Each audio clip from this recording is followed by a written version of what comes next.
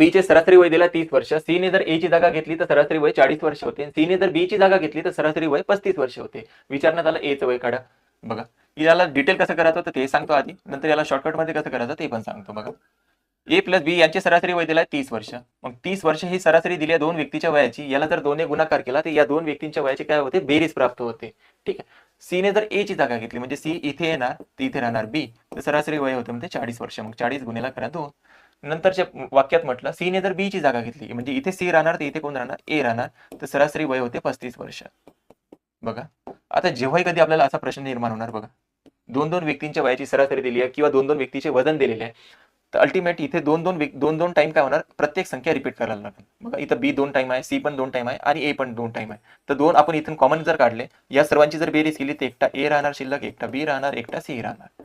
आणि इथे जर पाहिलं तर प्रत्येक नंबरला 2 ने गुणाकार केला, तर प्रत्येक नंबरला 2 ने गुणाकार केला तर 2 कॉमन काढला, तिथे होते 5, हे झाले 7, 7 आणि 3 किती होते 10 म्हणजे 105.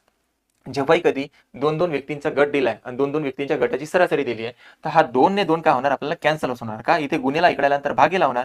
म्हणजे आपण इथून असं म्हणू शकतो ए प्लस बी प्लस सी या तिघांच्या वयाची बेरीज जर काढली तर किती येते, 105.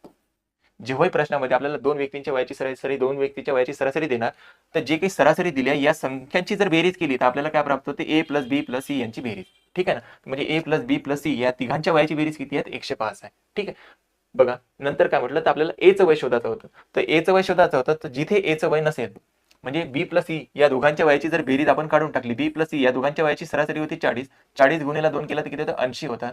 म्हणजे बी प्लस सी यांच्या वयाची बेरीज किती आहे, 80 वर्ष. तर ए चं वय शोधायचं आपल्याला किती असेल, आणि तिघांच्या वयाची बेरीज किती आहे, 105 वर्ष. तर 80 त्या बाजूने जाणार तर काय होणार, मायनस मध्ये.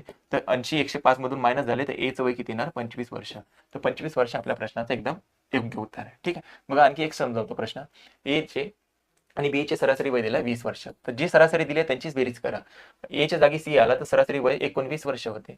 सुरुवातीला जी काही सरासरी दिली आहे या सर्व नंबरची करायची बेरीज. इथे होता 10 सी 0 हात चालला 1, इथे 3 आणि 3 किती होता, 60. म्हणजे ए प्लस बी प्लस सी या तिघांच्या वयाची जर बेरीज विचारलं असतं तर तिघांच्या वयाची बेरीज किती आलं असतं, 60 वर्ष. ठीक आहे. आपल्याला इथे पण विचारलं ए चं वय किती, तर आता बी प्लस सी या दोघांच्या वयाची बेरीज इथून मायनस करा. बघा हे जर पाहिलं तर ए प्लस बी यांच्या वयाची सरासरी होती, ही जर पाहिलं बी प्लस सी यांच्या वयाची सरासरी होती, आणि हे जर पाहिलं तर हे होतं ए प्लस सी यांच्या वयाची सरासरी.